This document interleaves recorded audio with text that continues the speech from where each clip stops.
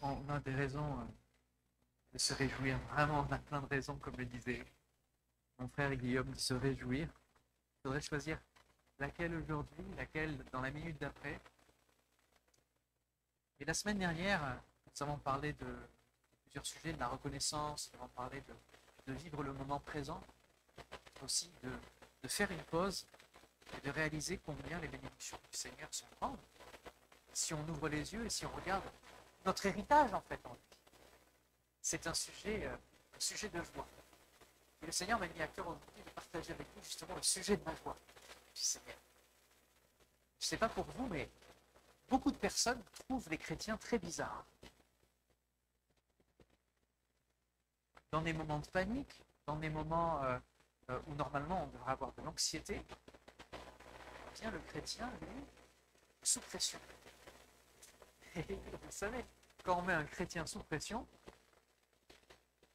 il y a du jus de chrétien qui sort.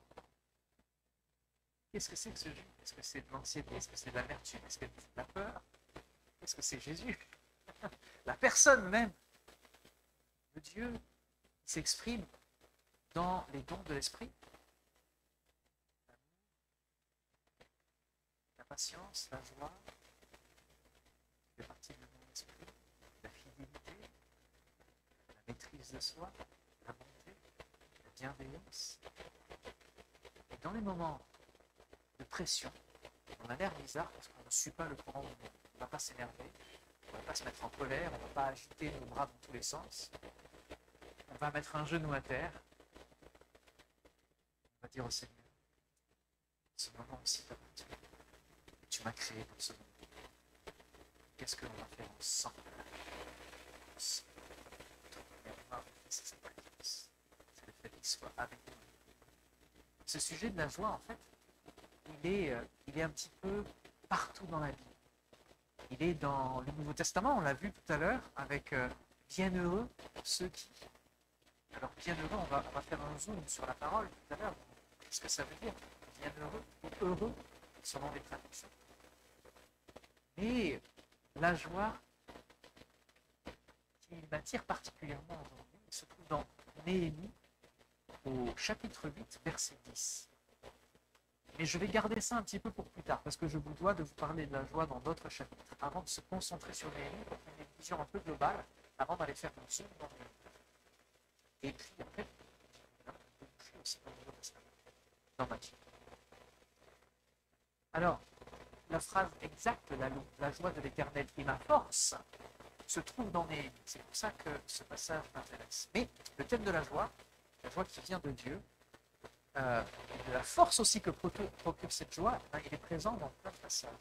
Alors, si on regarde dans les psaumes, David a plein de raisons. Et il nous dit au psaume 28, verset 7, l'Éternel est ma force et mon bouclier.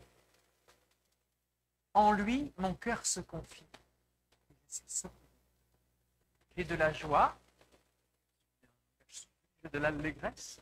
En général, vous n'allez pas dire « Ah bonjour, aujourd'hui j'ai de l'allégresse ». Vous allez dire « Aujourd'hui j'ai de la joie, j'ai de la joie dans le cœur et je le loue par mes chants ». Alors, je peux juste parler, c'est pas grave. C'est une expression. Ça va au-delà des paroles. Vous comprenez, le chant rapporte une forme d'art. Donc c'est une expression de soi qui vient du profond. C'est pour ça que le chant est important. Et vous savez que le chant, la musique et l'art sont nés dans l'Église, sont nés dans des lieux de culte. Continuant les études de théologie, en creusant un peu le sujet de la vie, on se rend compte que la musique a développé les cultes, pour les cultes, pour louer le Seigneur. Ensuite, cette musique est sortie de l'Église pour devenir un peu de tout, et surtout n'importe quoi. Tant et si bien que certains courants chrétiens disent « Ah non, on ne veut pas de batterie, de basse, parce que c'est trop mondain. » Dans la louange du Seigneur. Donc, on voit David ici, on connaît David, on connaît son cœur, on sait combien il aime exprimer, et c'est lui qui écrit la plupart des chants, la plupart des psaumes. C'est lui le poète, c'est lui celui qui va chanter, qui va prendre la cithare et qui va rassurer le roi Saül. Et c'est lui qui dit l'Éternel est ma force. Qu'est-ce que ça veut dire? Donc ce psaume-là, ce psaume 28, le contexte, c'est que David est encore en train de faire face à l'opposition. Il fait face à ses ennemis. Il fait face aux difficultés. Qui d'entre nous n'avons pas de difficultés? C'est dans ce contexte qu'il dit l'Éternel est ma force et ma lutte. Je ne sais pas votre réflexe quand vous faites face à un moment d'anxiété, un moment où, normalement, humainement, vous êtes censé avoir de la cœur. David, lui, il chante. Paul et Silas, eux, on l'a vu, se mettent aussi à chanter. Et les murs tremblent et ils sont libérés. C'est l'ADN du chrétien, de se réjouir même dans les moments les plus difficiles. Il dit en lui, mon cœur se confie. Pourquoi? Parce qu'il sait que le Seigneur va répondre. Voilà ce que le psaume 28 nous dit. Non, mais le psaume 16 aussi, verset 11, qui nous dit que nous devons mettre confiance, notre confiance. Tu me fais connaître le soutien. Il y a d'abondantes joies devant ta face, des délices éternelles à ta droite. Là aussi, c'est bien. Nous explique que si on met notre confiance dans le Seigneur, c'est là qu'il y a le soutien. Vous savez, très souvent, quand on est dans un moment difficile, on va essayer de s'en sortir par ses propres moyens. C'est-à-dire comment je vais calculer? Est-ce que le voisin peut faire quelque chose? Est-ce que on oublie ce que le Seigneur est là, que notre premier réflexe c'est de dire dans la joie et la paix.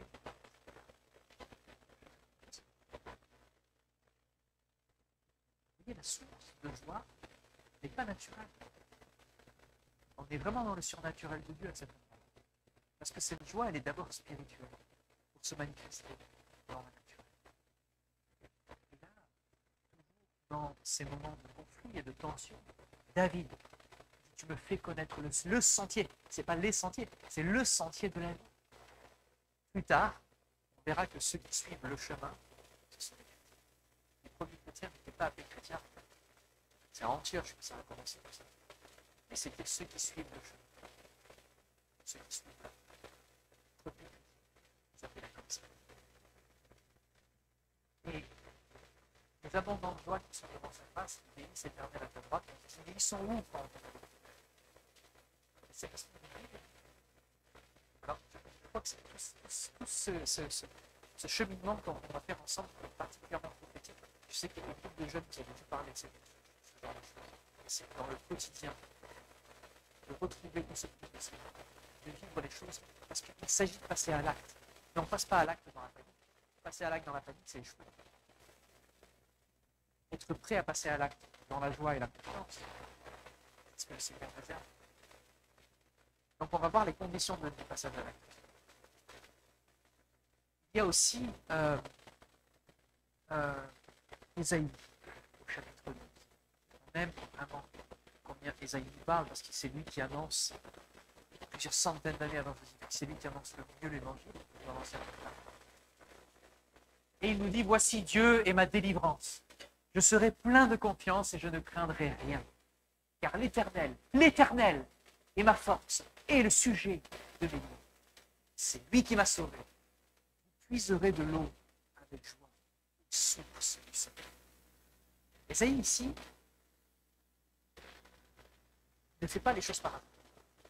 Vous pensez que ça vient juste de lui, mais en fait, Ésaïe est en train de copier quelque chose. Il s'inspire d'un autre passage dans la Bible qui se trouve dans Exode au chapitre 4. Et de quoi parle Exode au chapitre 4?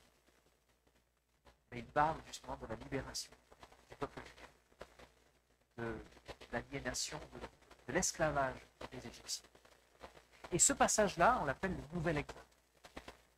Ésaïe 12, ce passage-là, se trouve dans le Nouvel Exode, où le peuple juif, justement, loue le Seigneur parce qu'il vient d'être libéré. Et ce qui est beau dans ce cadre-là d'Ésaïe, c'est qu'il y a tout un ensemble de livres, du livre 7 au livre 12, et là on se trouve justement vers la fin, c'est ce qu'on appelle le livret de l'Emmanuel. Et Ésaïe est en train de parler justement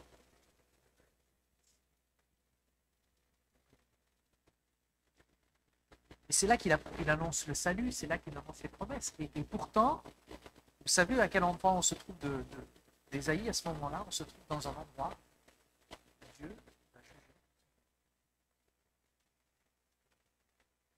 Dieu a vu que son peuple commettait l'injustice, est rempli de péchés. Et Dieu décide à ce moment-là d'envoyer l'ennemi juré, la Syrie, pour aller dévaster. C'est quand même énorme. Ça semble même pas logique de se dire, ben, je ne craindrai rien, alors que Dieu dit, ben, finalement, mon jugement va tomber sur vous. C'est le moment, ça arrive. Donc la Syrie sera l'instrument que Dieu a choisi, parce que c'est lui le maître de l'histoire. C'est lui qui choisit les difficultés. Ça nous donne la force de nous sortir. Et ça nous pousse à nous mettre à genoux. Regardons les tribulations, regardons les afflictions comme des sujets de rapprochement avec le Seigneur, des sujets de joie. C'est ce que dit Paul, on verra après. Mais c'est Dieu le maître de l'histoire ici. Et peu importe le royaume qui soit au nord ou au sud, Juda, il va porter son jugement. Et le prophète annonce en même temps, dans ce jugement, il annonce la délivrance. Dieu fait toujours ça. Quand vous savez que les erreurs que vous avez faites risquent de vous tomber sur le point de l'année, vous pouvez dire que le Seigneur est juste. Tous ces jugements sont justes. Parce que dans l'affliction, dans le problème, la délivrance concerne le peuple juif à ce moment-là, mais aussi le futur du peuple juif. C'est pour ça qu'on appelle ça le nouvel exode. Parce que là, Ésaïe pointe non seulement vers la délivrance que le Seigneur va faire en leur temps, mais aussi il nous annonce la délivrance qui sera éternelle. Et c'est là qu'on voit qu'il y a un nouveau David qui va, il y a un nouveau sauveur qui va se passer. Donc ici, vous voyez, c'est pas juste la joie pour parler de la joie. C'est la joie à un moment où tu sais que beaucoup de choses vont faire. Tu sais que les problèmes vont arriver et qu'ils vont être costauds. C'est à ce moment-là qu'Ésaïe dit, voici Dieu émane, c'est lui. Je serai plein de confiance. Quand vous voyez le nuage arriver, vous savez que ça va arriver. Vous savez que les moments durs vont arriver. Rappelez-vous ça. Dans les moments durs, je ne crains rien. Car l'Éternel, je répète, l'Éternel est ma force et le sujet de mes louanges. C'est lui qui m'a sauvé. Il va le faire encore. Dieu ne s'arrêtera pas. Il ne vous a pas appelé à lui pour vivre constamment dans la peur et l'effroi, ou pour se dire qu'est-ce qui va se passer encore. La prochaine fois qu'il va se passer quelque chose, comment est-ce que Seigneur tu vas faire? Comment est-ce que tu vas me rendre encore plus maintenant? Vous puiserez de l'eau. Il part au futur. Vous avez compris? Il part au futur parce que le problème risque d'être là au présent. Et lui dit puiserez de l'eau avec joie, source de. Donc, il n'y a pas de crainte. Même quand le jugement arrive, juste, nous ne devons pas le craindre. C'est comme avec les enfants. Vous savez, quand les enfants font des bêtises, c'est les enfants qui font des bêtises, ça vient avec. Même quand on grandit, on fait des bêtises. Ils n'ont pas trop envie d'en parler. En général, tu casses quelque chose, tu soulèves le tapis, tu fais tu remets. On n'a pas de traces, on ne va pas trop en parler. Mais l'enfant qui veut vivre dans la liberté et dans la tranquillité, il va dire, bon, à un moment, je vais y passer de toute manière parce que maman, elle sait. Elle découvre tout, elle a un sixième sens, elle a des yeux derrière la tête. Papa encore, je peux le lui faire. Mais maintenant, maman va passer.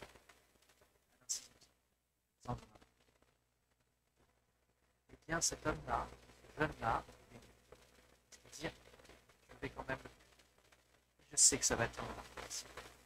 Mais il sait qu'avec ce qui va arriver, même s'il doit payer quelque chose, il sera libre, il sera en paix. Ils sont rares ces jeunes-là, mais ceux qui ont compris ça sont des gens. Ceux qui vont faire face aux problèmes, qui vont le gérer, qui vont dire il faut que j'accepte que j'ai fait une erreur, parce que ça fait partie de ma vie. Je parle aux adultes là aussi.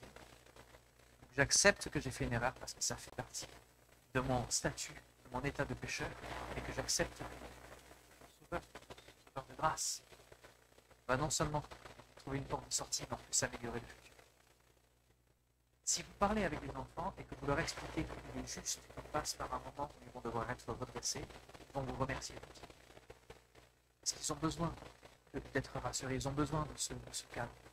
Tout comme un troupeau a besoin d'un berger pour savoir à quel endroit où sortir. Et ce cadre-là est nécessaire. Et c'est la même chose avec les parents.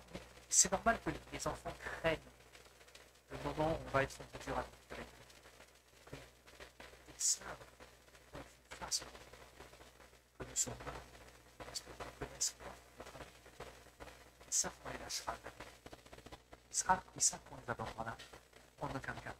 À combien plus forte raison, notre Dieu qui nous aime nous abandonnera jamais, comme un père qui aime ses enfants. Tout à l'heure, en préparant le culte, on prie, on dit Seigneur, merci parce que nous sommes des enfants. Juste ça. C'est le gage de l'amour de Dieu. Nous sommes ses héritiers. Il ne va pas nous écraser, il va nous faire prospérer dans sa connaissance, dans son amour, dans sa présence. Donc, pas de crainte de jugement. Vous comprenez la force de ce verset au sein d'un jugement qui approche. Terrible. Le prophète, celui qui connaît Dieu, décide de mettre sa confiance en l'éternel. Et on va passer à Philippiens 4.4, le 4.4 du chrétien, le tout-terrain du chrétien. Réjouissez-vous toujours dans le Seigneur. Je le répète, réjouissez-vous. Alors souvent, on ne cite que ça. C'est un ordre de se réjouir.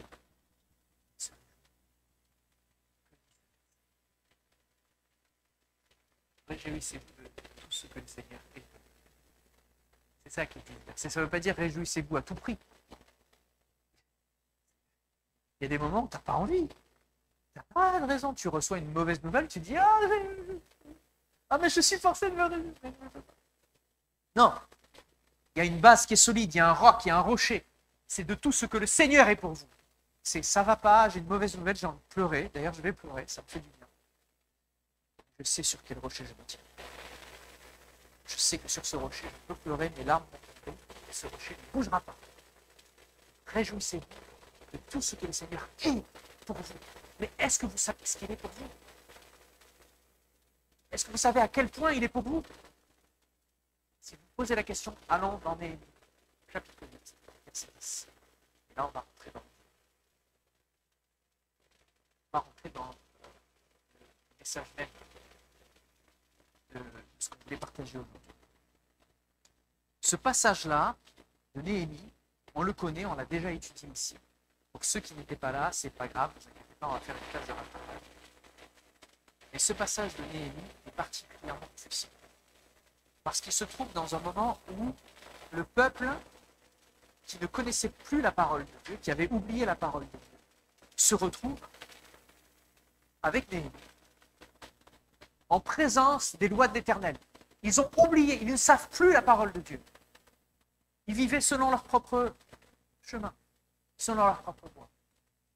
Et après avoir reconstruit les forteresses pour pouvoir protéger Jérusalem, Néhémie se dit, on va lire à voix haute. Et comment? On va lire la parole de Dieu. Et à ce moment-là, il se passe quelque chose. Ceux qui croient se retrouvent dans une situation où ils font face pour la première fois à la sainteté de Dieu et à ce que sa parole leur dit. Alors il y a tout un enchaînement de sentiments à ce moment-là. Et ce sont ce qu'on appelle en anglais des mixed feelings. Ça veut dire que ce sont des sentiments partagés. Et ça ne fait pas du bien en fait. Ça ne fait pas du bien parce que dès qu'ils découvrent ce que dit la parole, ils se rendent compte combien ils s'étaient égarés. Ils se rendent compte combien ils étaient loin, et alors très loin, de honorer le Seigneur. Et alors il y a plusieurs étapes dans leur effroi, dans leur moment de grande solitude. Ils passent par plusieurs phases. Tout d'abord, ils se rendent compte combien ils sont touchés. La parole est lue à voix haute. Là, on va aller dans Néhémie au verset 10. On a une invitation. Je vous lis. Lecture publique de la loi, d'accord? Donc tout le peuple s'assembla comme un seul homme sur la place située devant la porte des eaux. Ils demandèrent à Esdras, qui était spécialiste de la loi, d'apporter le livre de la loi de Moïse, donné par l'Éternel à Israël. Donc on a quoi comme livre là? Vous savez ce qu'on a? Qu'est-ce qu'ils apportent à ce moment-là? dans tout l'Ancien Testament.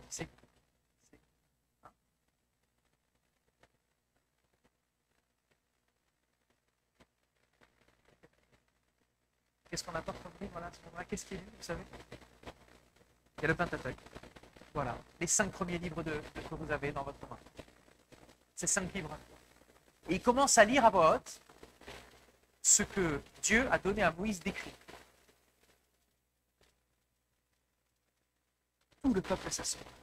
Le premier jour du 7e mois, Esdras, qui était aussi prêtre, apporta la loi. Alors la loi, ce n'est pas juste les 10 commandements, on est d'accord? C'est les paroles qui sont dans le Pentateuque. C'est ce qu'on appelle la loi. Quand Jésus dit la loi et les prophètes, c'est les 5 premiers livres et tout le reste de l'Ancien Testament. Esdras, qui était aussi prêtre, apporta la loi devant l'assemblée composée d'hommes et de femmes et de tous ceux qui étaient en âge de comprendre ce qu'ils entendaient.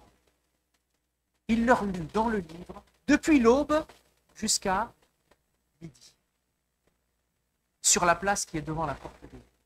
Tout le monde était attentif à la lecture du livre de la loi. Hommes, femmes et tous ceux qui étaient en âge de comprendre. Esdras se tenait sur une estrade de bois dressée pour la circonstance.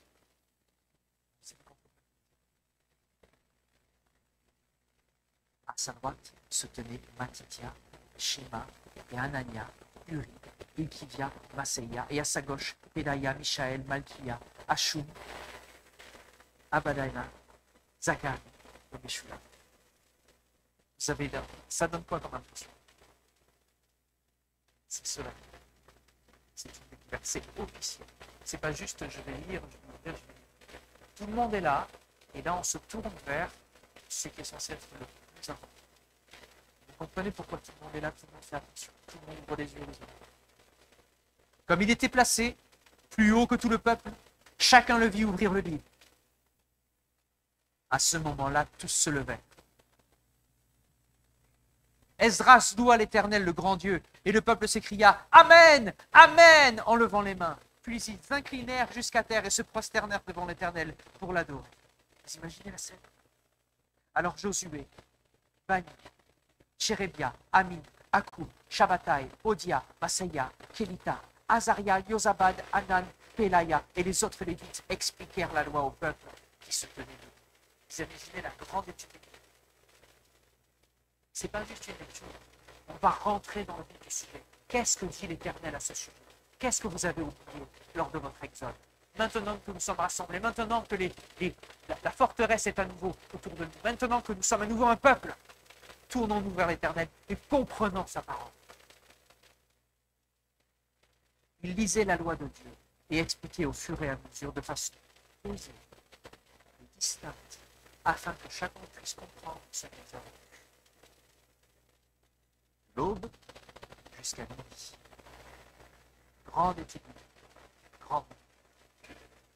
Qu'est-ce qui se passe? Après cette étude, le peuple est saisi d'une grande tristesse, d'une grande crainte. Tout le peuple pleurait en entendant les paroles de la loi. Vous imaginez? Alors, c'est important de faire la pause sur ce moment-là. Parce que tout à l'heure, on va parler de là-dessus. Et on voit marqué « Bienheureux ceux qui pleurent ». Bienheureux les affligés. Vous allez comprendre pourquoi c'est. Le peuple est affligé. Le peuple n'en peut plus, il est au bout de sa vie. Ils pleurent tous. Vous imaginez, tout le peuple pleure. Après avoir fait, imaginez à EBE, on fait une grande étude biblique, samedi de jeûne et prière, c'est ça, et nous on continue à chanter, on ne mange pas, c'est un jeûne, d'accord? Mais on chante, on sort, on est heureux. Là, il y a une découpe de la loi. Ils se rendent compte combien ils se sont égarés. Et parce que vraiment ils ont compris la parole, ils sont tous en feu. Alors, qu'est-ce que vous faites pour vous réaliser combien vous avez été frustré? Combien vous avez manqué votre cible? Combien vous avez fait une erreur pendant les années? Et il ne s'agit pas de « Ah, j'ai fait une erreur hier ». Il s'agit d'années d'exil, d'années loin de Dieu, loin de sa parole. Et là, ils réalisent qu'ils sont le peuple de Dieu. Ils réalisent à quoi ils sont appelés, à représenter Dieu sur terre, à être ses porte-paroles. C'est aux chrétiens, on est d'accord, hein? Et réalisent combien ils s'étaient éloignés de la foi.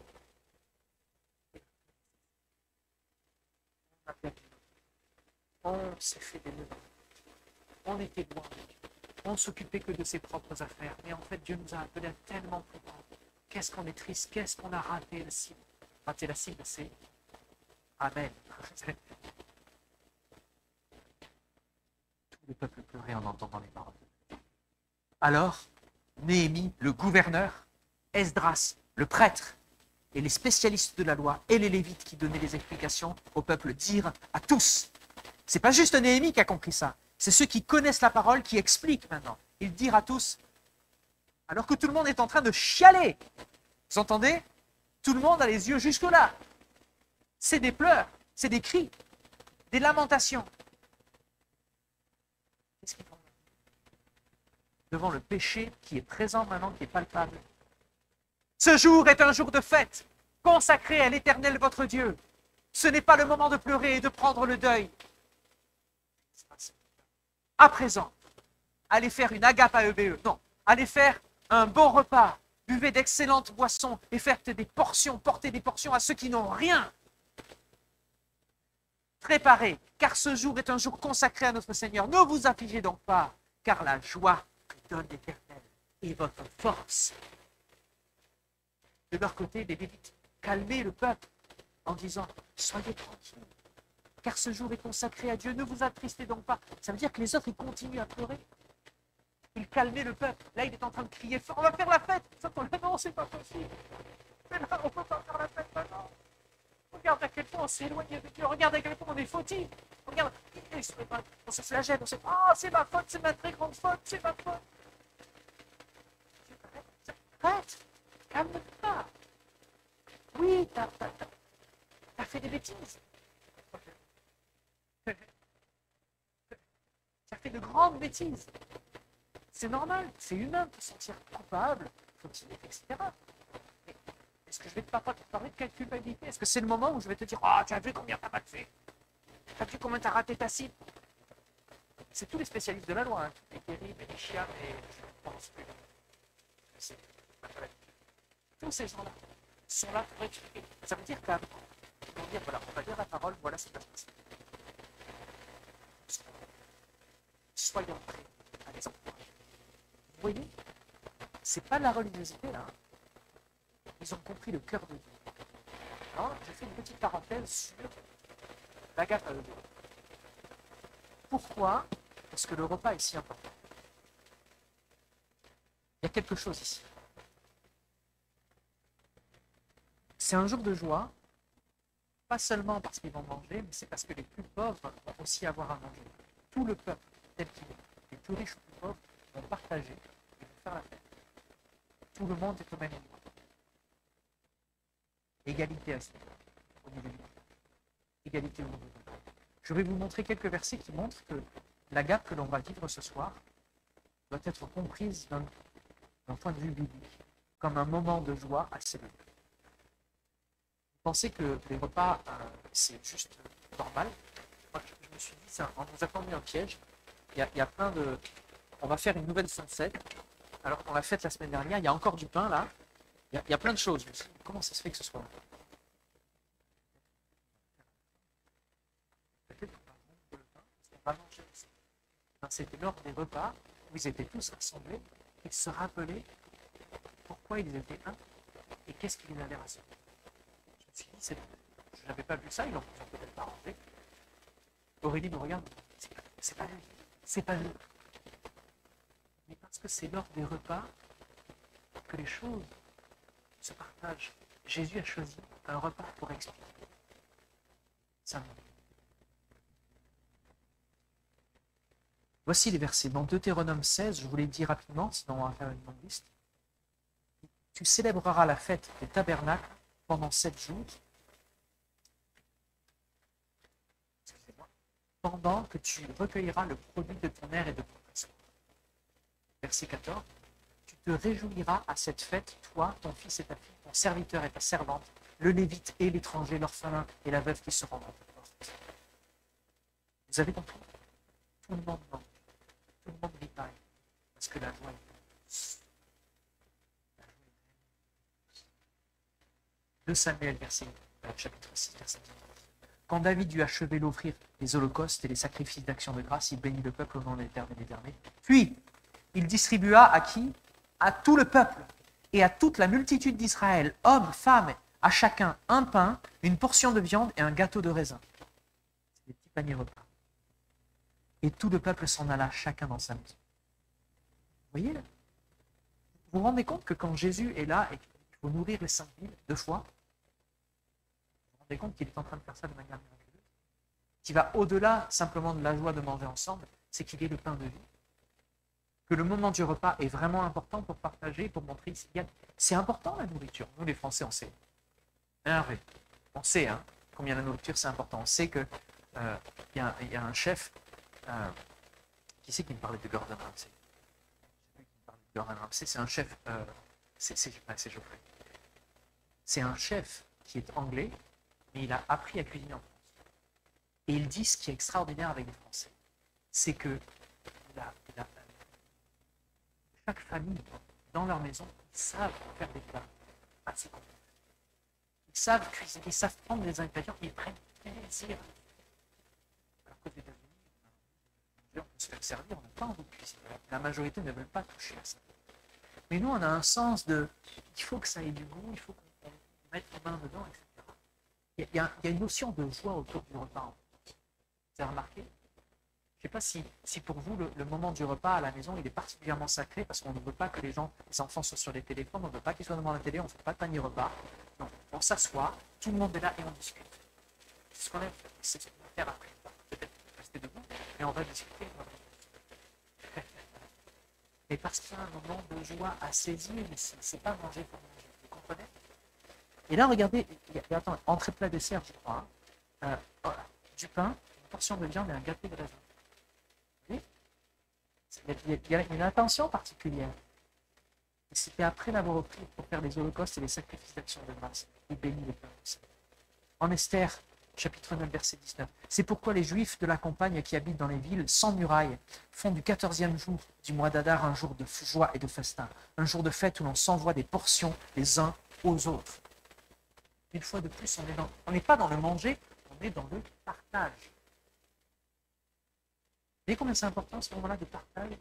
Esther 9, verset 22. Comme le jour où les Juifs furent délivrés de leurs ennemis et le mois où leur tristesse fut changée en joie et leur deuil en jour de fête, qu'ils en fassent des jours de festin et de joie où l'on s'envoie des portions les uns aux autres et on donne des dons aux pauvres. Vous voyez où elle est la joie là? Dans le partage avec les plus démunis, ceux qui n'ont rien. Et c'est ça la joie qu'on a dans une église, c'est ça la joie de partager, c'est de se dire, on a tous quelque chose de similaire. Il n'y en a pas un qui a plus que l'autre à ce moment-là.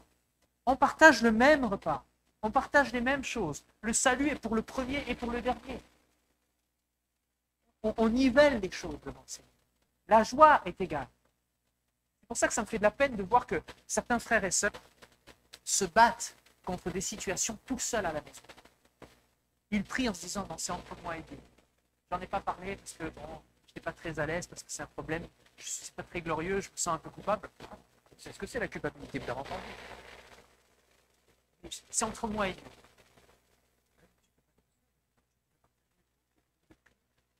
Vous levez ça, le vendredi, le samedi, déjeuner de prière, vous pouvez lever ça lors des groupes de maison. Fardeau, la joie de ta sortie de l'esclavage. Vous vous rendez compte de vouloir d'avoir des guerres où on veut se battre et garder nos problèmes pour nous-mêmes? C'est pas partager cette joie lors de la libération. Au contraire, c'est de la fierté. Je ne vais pas parler de ça, mais j'ai traversé des épreuves. Et au moment où j'en suis sorti, c'était entre moi et Dieu, et le Seigneur m'a exaucé, gloire à Dieu. Ah ouais, t'as un beau témoignage, mais elle était où l'église? Elle était où le fait de porter les fardeaux les uns les autres? À quel endroit ton frère et ta sœur peuvent partager vraiment la joie, puisqu'ils ont pas partagé ta tristesse? Tu arrives avec une joie, ben ils sont contents, mais ils seraient encore plus joyeux s'ils savaient combien tu as galéré et combien ils auraient pu t'aider. Vous comprenez? C'est ça l'église, le corps. On n'est pas séparés les uns des autres. Ça fait plaisir quand quelqu'un m'appelle en me disant « j'ai besoin d'aide ». Là, ça ne va pas, j'ai des difficultés. Merci Seigneur. Le corps va pouvoir s'interconnecter, il va pouvoir faire les mains, les pieds, les jambes, les oreilles, les yeux, la bouche. On va tous partager. va tous se réjouir. Du plus pauvre jusqu'au plus riche. Comprenez le partage? Et évidemment, dans Corinthiens, je passe rapidement Corinthiens, mais Paul est en train de dire quand chacun se met à table, chacun commence par prendre son propre repas, et l'un a faim tandis que l'autre est déjà saoul, il est ivre. Et là, il est en train de dire faites attention, attendez-vous les uns les autres, parce que c'est important ces moments-là. C'est pour ça qu'on dit à nos jeunes, quand ils passent, laissez-en pour les autres, servez-vous une fois, et laissez les autres passer. Parce que c'est un moment où on doit tous partager, il ne faut pas que quelqu'un arrive en disant mais j'ai plus rien. Et prenons l'habitude d'abord de garder un petit peu une part pour ceux qui discutent beaucoup et qui ne vont pas manger parce qu'ils font le ministère. Bon, je rigole. Je préfère jeûner et avoir de bonnes discussions que manger et pas vous parler. Jacques, chapitre 2, versets 14 et 16. Mes frères, ne sert-il à quelqu'un de dire qu'il a la foi s'il n'a pas les œuvres? La foi peut-elle le sauver? Si un frère ou une sœur sont nus et manquent de nourriture chaque jour, et que l'un d'entre vous leur dise « Allez en paix, chauffez-vous et rassasiez-vous sans pourvoir leurs besoins corporels », à quoi ça sert? C'est Jacques qui dit ça, c'est n'importe quoi.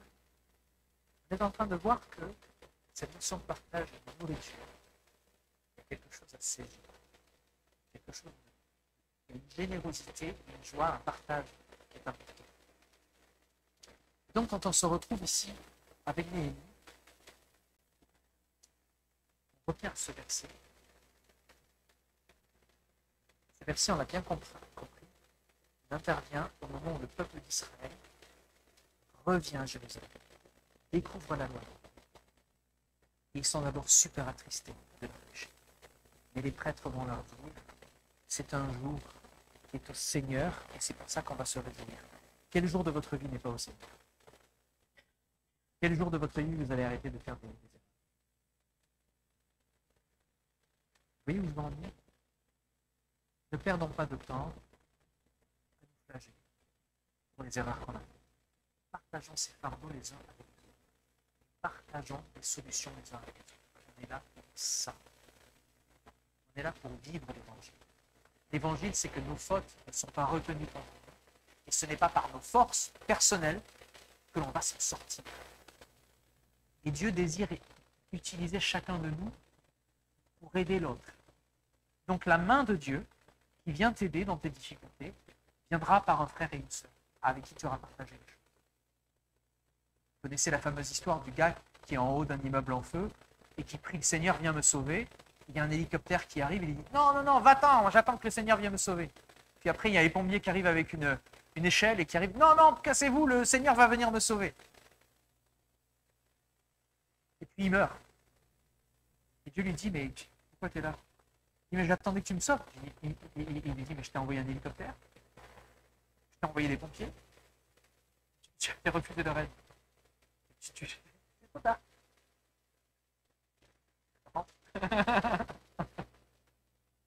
Vous comprenez ce que je veux dire? La joie de l'Éternel est ma force. Ça signifie que la joie qui vient de Dieu, ou la joie qui est en Dieu aussi, c'est une source de réconfort et de force pour nous tous qui croyons. Et les difficultés de la vie, les amis, ne vont pas s'arrêter. Et avec l'âge, et avec les responsabilités grandissantes, et avec l'amour qu'on a pour pour nos enfants et pour nos proches, les difficultés vont grandir. Les fardeaux vont grandir. Vous comprenez?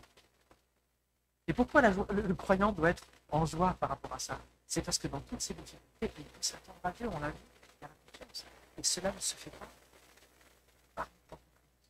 Donc au lieu de se flageller, de se lamenter sur le poids de nos péchés, le Seigneur nous demande de nous réjouir. Il parle des bienheureux.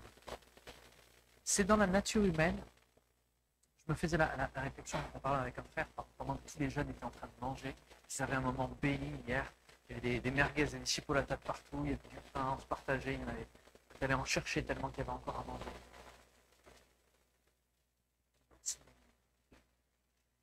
Se réagissait. Chacun vient de voir. Chacun des enfants va le voir.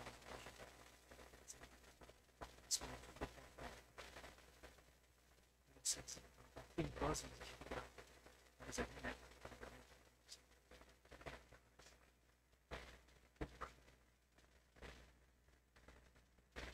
Là, l'idée qui m'avait agité pendant la semaine en préparant le message, c'est très souvent, on voit des sortes d'échecs. Et c'est pas parce que le Seigneur s'est retiré, c'est pas parce que son projet n'était pas bon, c'est parce qu'on a arrêté de le faire. Vous savez, quand je plante une graine, je sais qu'elle va faire son travail. Elle est faite, cette graine, pour porter un arbre.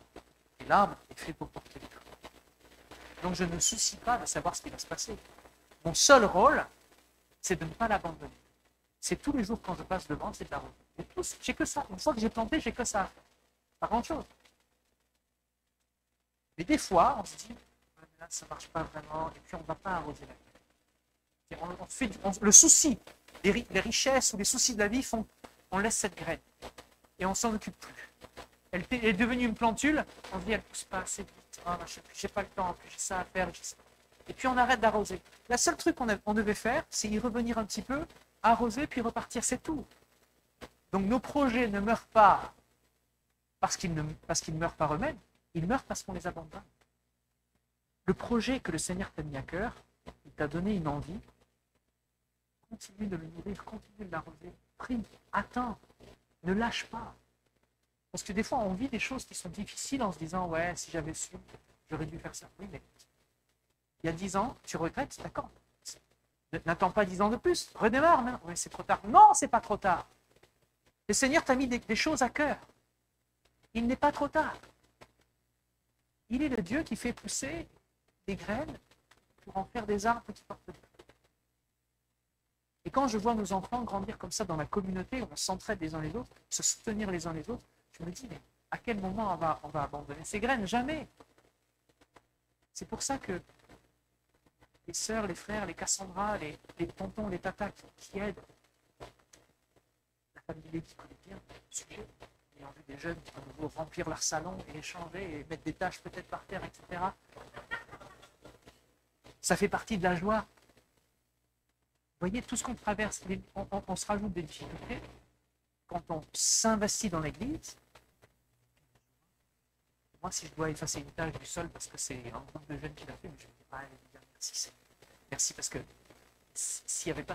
Comme j'aime changer les couches de mes enfants, enfin, maintenant, je ne les change plus. J'en parle comme si c'était le présent avec regret. Mais à chaque fois que je change une couche, ça sent pas bon, une couche. Hein? On se salit les doigts quand on fait mal le travail en plus. On se dit, mais non, mais si ces moments qui font partie des choses difficiles, réjouissons-nous. Réjouissons-nous. Vous prenez le métro pour aller au travail. Ouais, ça sent pas bon, et puis je passe du temps, etc. Le chrétien, dans cet endroit, doit dire Seigneur, merci. D'accord. 1h30 pour y arriver. Il y en a qui me klaxonnent dessus, ou alors quand je prends les... C'est vrai que ça sent pas bon. Seigneur, merci, je travaille. Et puis en plus, tout ton point de vue change quand tu regardes les choses avec le Seigneur. Tu comprends quand la joie du Seigneur est ta force. Tu es dans la même galère, mais tu réjouis. Moi, je change la couche, je me rappelle. Tu sais, quand tu n'as pas l'habitude que tu es jeune papa, tu dis, bon, alors ça va bien se passer, je soulève, j'essuie en même temps. Ah non, il fait pipi, ah, il fait pipi. Parce que tu ne savais pas. Après, tu t'habitues, tu te dis, ah, là, cette fois-ci, ah, tu ne m'as pas eu, il y a la couche devant. C'est les moments où tu te dis, si tu as un mauvais jour et que tu n'es pas dans la joie, tu te dis, ah, c'est pas possible. Pourquoi ça m'arrive, ce genre de choses? Combien de fois vous dites ça? Avouez-le. Pourquoi ça m'arrive ce genre de choses? Dans la même situation, avec la joie du Seigneur qui est ta force, tu dis, Seigneur, merci, il se passe quelque chose. Ah! Il fonctionne très bien, cet enfant. Il fait tout comme il faut. Bon, pas au bon moment, mais il fait tout comme il faut. Vous voyez ce que je veux dire? Avec humour. Dans les moments de galère, dans les moments qui sont difficiles, celui qui a compris ça, vous vous rendez compte que c'est une grâce de vivre, simplement de respirer. Parce que nous sommes dans la présence du Seigneur. Donc chaque galère qui vient, on devrait se lamenter en se disant, mais on mérite ces galères, parce qu'on est pécheur. On devrait être dans le sens de dire, si je galère, mais c'est bien, c'est normal, c'est la communauté, c'est la communion face à la chute. Nous sommes dans le même bateau, nous et les non-croyants. Le même bateau, le même. On mange les mêmes trucs qui ont été trafiqués dans les supermarchés, on mange les mêmes choses, on va dans les mêmes endroits. Que tu sois croyant ou pas, tu auras le même salaire. Tu es traité de la même manière. On se doit, parce qu'on nous a pardonné nos péchés, de fonctionner totalement. Parce que la joie du Seigneur est notre force. Dans les moments de galère, on est ceux que l'on presse, et c'est Jésus qui sort. On est ceux qui disent bienheureux ceux qui sont affligés. Oui, j'ai des raisons d'être affligé. Mais parce que j'ai compris et que j'ai cette affliction, je sens que j'ai ce fardeau, je sais que j'ai aussi la solution. C'est pour ça que je vais terminer en parlant des Macarios. C'est quoi? C'est pas un nouveau groupe espagnol. Les Macarios, c'est le mot grec pour dire bienheureux. Maca, c'est la bénédiction. Macarios, c'est ceux qui sont bénis. J'ai regardé un petit peu la traduction. Il y avait marqué béni, fortuné, chanceux. Alors, nous, on sait que ce n'est pas de la chance, mais ça peut être traduit toi, tu es chanceux, tu es béni. On peut, souvent, ils vont vous dire mais toi, tu as de la chance. Tu vas dire non, je suis béni. Parce que voilà, tu reviens vers Dieu. Mais le monde va dire tu as de la chance. Et bien, Macarios, c'est béni, fortuné, chanceux. Et qu'est-ce que nous dit Jésus?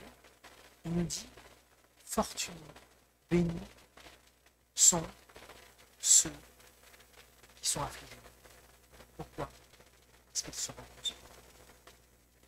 Les affligés seront consolés. On a tellement de raisons, en regardant le péché qui nous ont fait. Les tensions qui sont les nôtres en ce moment. On a besoin vraiment de prier pour nos dirigeants. Prions, bénissons. Bénissons ceux qui seront nos. À aucun moment on est appelé à aucun moment on est appelé à partager notre crainte ou notre peur ou machin. On est là pour bénir. Il est important en effet de prendre position. La semaine dernière, je vous demande pardon, j'ai dit avec une pointe d'humour, votez Jésus. Je ne vous invite pas évidemment à écrire Jésus sur le papier, si vous voulez, ça peut. Votez blanc, vous pouvez écrire Jésus si vous voulez. Ça peut. Pourquoi pas? Mais on est là pour faire un devoir. On a un devoir, on le fait.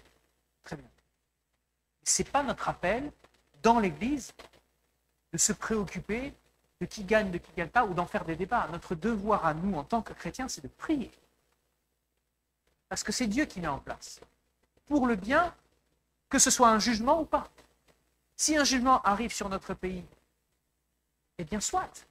Mais dans ce jugement, vous l'avez vu dans Ésaïe, le jugement allait arriver sur le pays, c'était inéluctable. On allait droit dedans. Et c'est Dieu qui avait choisi. Les Assyriens allaient arriver. Isaïe dit, je bénis le Seigneur, c'est lui.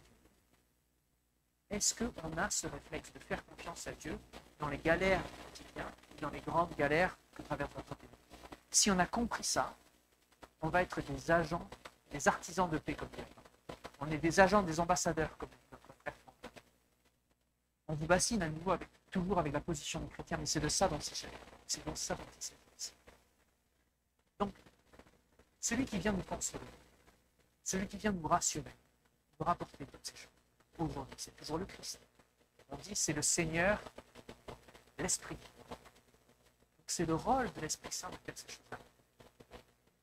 La joie et la force que nous donne notre Seigneur se trouvent dans le Christ. Parce qu'on doit être affligé dans ces situations. Il est normal d'être affligé pour les vraies situations. On doit se glorifier et remercier le Seigneur de changer les touches. Ou même changer la roue d'une voiture, ça veut dire que tu as une voiture. Tu changes la roue parce qu'elle est crevée, mais tu as une voiture, tu ne vas pas pleurer. Il y en a qui n'en ont pas et qui en voudraient. Tu te dis, ouais, mais le salaire, il est un salaire. Toujours le travail, c'est un salaire qui est en fonction. Il y en a qui n'ont pas de salaire. Ils n'y font rien du tout. C'est eux qu'on va aider, c'est eux qui auront la même portion que nous quand on va manger à la gare. Vous comprenez la joie qui est la nôtre de partager? Heureux les affligés, pour les vraies afflictions, là je parle. Heureux les affligés de voir l'épaisseur du péché qui nous entoure, la gravité du fait que la majorité des gens se soient éloignés de Dieu et ne veulent pas en entendre parler. C'est ça notre affliction, c'est ça notre fardeau. Notre fardeau, c'est de voir un monde qui refuse l'amour de Dieu. Il n'y a rien qui peut nous briser plus le cœur que ça.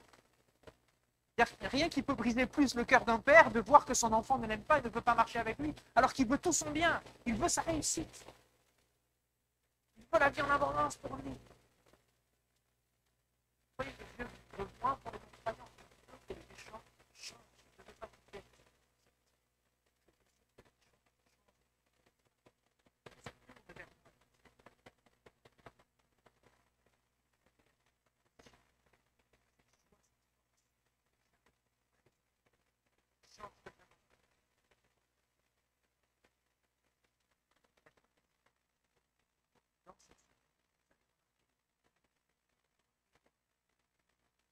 Comme un lundi.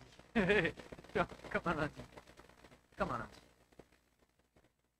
Dans ces moments-là, notez ce qui se passe et notez on va le voir ce jeu.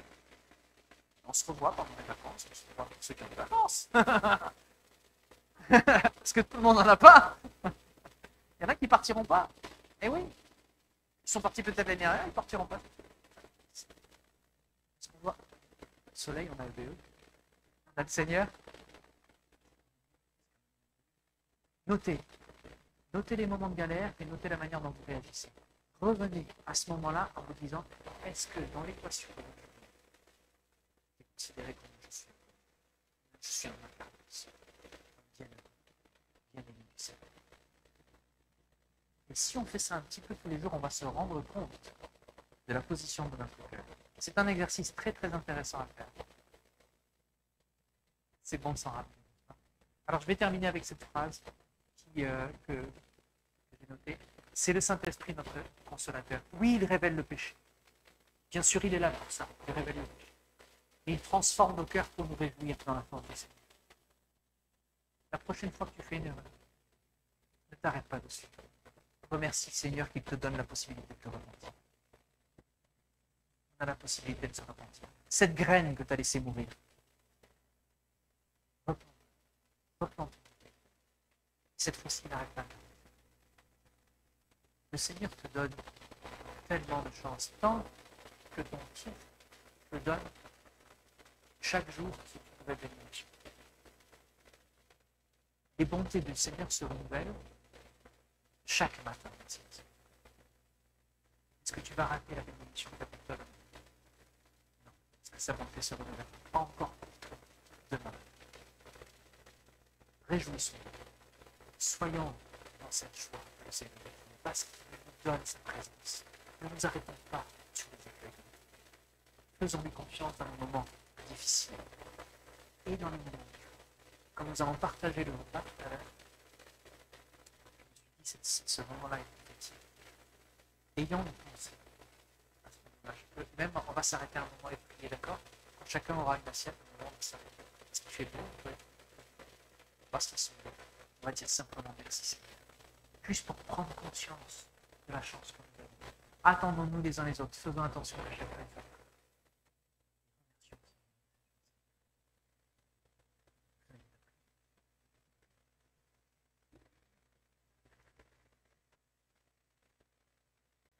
Seigneur Dieu,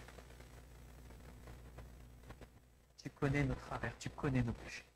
Tu as décidé, Seigneur, même dans ta perfection, tu as décidé d'effacer nos fautes, aussi loin que l'Est et l'Ouest. Seigneur, tu as choisi cela dans ton amour, pour nous donner une vie et une vie en Jésus-Christ, une vie en abondance en Jésus-Christ. Tu as choisi de ne plus te souvenir de nous. Et tu nous appelles aujourd'hui même à te vivre, à te représenter, à vivre avec ta présence. Nous te demandons pardon, Seigneur, si nous sommes éloignés de cette volonté. Si nous sommes éloignés dans nos habitudes de cette volonté que tu as, Seigneur, de nous faire vivre chaque jour dans ta présence, chaque jour dans ta joie, dans ta patience, dans ta bonté. Nous te louer, Seigneur, que tu nous donnes à nouveau une nouvelle chance, de nous repentir pour ne plus lâcher prise sur tes bénédictions, pour ne plus laisser cette graine lumière de continuer d'arroser. La graine de notre foi, celle qui va porter du fruit centueux dans la bonté. Pardon, Seigneur, et merci. Merci d'être celui qui nous pardonne, qui nous relève, qui nous équipe et qui nous envoie. Sois béni pour ta grâce au nom.